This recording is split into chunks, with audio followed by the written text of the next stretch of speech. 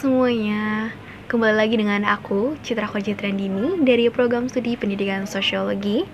Kali ini aku akan membahas mengenai membludaknya pembelian secara online menjelang pekan diskon yang memunculkan perilaku konsumtif bagi manusia.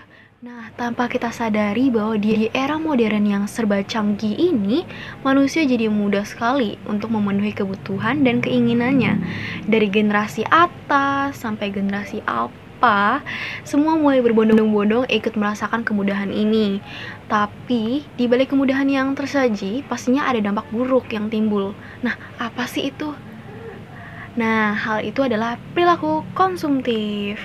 Tak banyak yang kita tahu bahwa mereka itu udah masuk ke dalam diri kita sendiri. Sebenarnya apa sih perilaku konsumtif sendiri?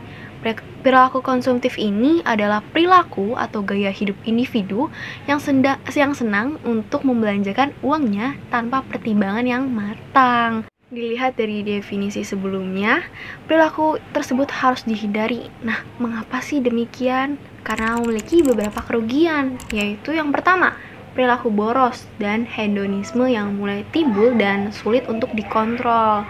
Lalu yang kedua, adanya kecemburuan sosial lantaran dengan gaya hidup dan barang yang dimiliki orang lain sehingga menimbulkan keinginan untuk meniru dan membelinya. Lalu yang ketiga, yaitu mengurangi kesempatan dalam menabung sehingga kita tidak punya dan darurat untuk di masa yang akan datang.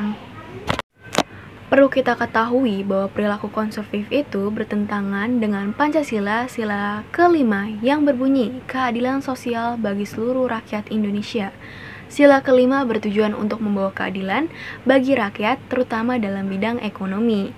Selain itu, sila kelima Pancasila ini mengajarkan kita tidak menggunakan hak milik kita untuk pemborosan dan gaya hidup yang mewah. Salah satunya yang saat ini sering terjadi yaitu pembelian barang yang secara online. Contoh platform e-commerce yang ada di Indonesia saat ini apa sih? Yang pertama ada Shopee, Lazada, Tokopedia, dan lain-lainnya. Nah, dalam beberapa tahun terakhir, perdagangan online ini telah berkembang pesat dan memiliki pengaruh yang signifikan terhadap perekonomian Indonesia. Bahkan, beberapa e-commerce ini menawarkan diskon yang besar-besaran. Nah, diskon itu biasanya ada ditawarkan ketika akan menjelang hari raya, Natal, dan akhir tahun. Dilansir dalam CNBC Indonesia TV atau dengan panjangan Consumer News and Business Channel yang dikatakan oleh Ketua Umum Indonesia E-commerce Association atau IDEA yang bernama Bima Laga mengatakan bahwa pertumbuhan belanja online ini itu diharapkan akan semakin meningkat di akhir tahun yang didorong oleh promo, diskon, dan liburan. Nah, setelah kita mengetahui tentang permasalahan tersebut, kita juga harus tahu apa sih yang menjadi faktor penyebab dari terjadinya perilaku konsumtif. Yang pertama, adanya kurangnya acuan harga yang jelas. Kebanyakan konsumen ini tidak benar-benar tahu bahwa beberapa harga normal ini suatu produk sebelum diskon. Ini memberikan kesempatan bagi penjual untuk bisa memanipulasi harganya dan menciptakan kesan bahwa konsumen sedang mendapatkan penawaran yang sangat baik. Padahal sebenarnya nggak begitu. Lalu yang kedua, persepsi tentang takut rugi. Nah, adanya persepsi bahwa mereka itu akan rugi jika tidak mendapatkan potongan harga yang tersedia. Dalam psikologi ini, hal ini dikenal dengan istilah fear or missing out atau artinya FOMO. Lalu yang ketiga, ilusi mendapatkan nilai yang lebih. Ketika kita mendapatkan potongan harga atau bonus tambahan, kita pasti merasa seperti mendapatkan keuntungan yang lebih dari yang sebenarnya. Nah, ada pun beberapa cara atau tips yang dapat membantu kita untuk menghindari agar tidak terjebak dalam perangkap diskon. Nah, yang pertama ini adalah tetapkan anggaran sebelum berbelanja. Sebelum berbelanja, tetapkan anggaran yang jelas dan pastikan untuk tetap berpegangan teguh pada anggaran tersebut. Dengan demikian, kita tidak akan tergoda untuk membeli barang yang tidak kita butuhkan hanya karena diskon semata. Lalu yang kedua, lakukan riset harga terlebih dahulu. Pastikan bahwa kita mengetahui harga asli barang yang sebelum diskon.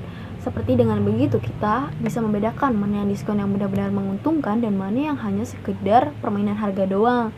Lalu yang ketiga, jangan terburu-buru, yang dimana hindari keputusan berbelanja secara impulsif hanya karena ada batasan waktu.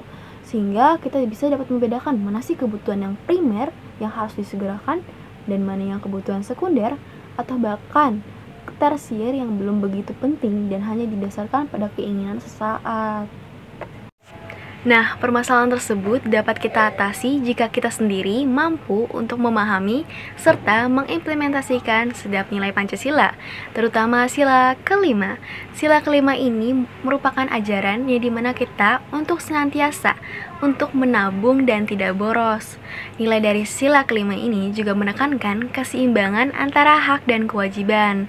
Oleh sebab itu, dibutuhkannya wawasan dan pemikiran yang baik kepada generasi kita ataupun generasi manapun untuk mengubah diri dari gaya hidup boros atau konsumtif menuju gaya hidup yang menabung.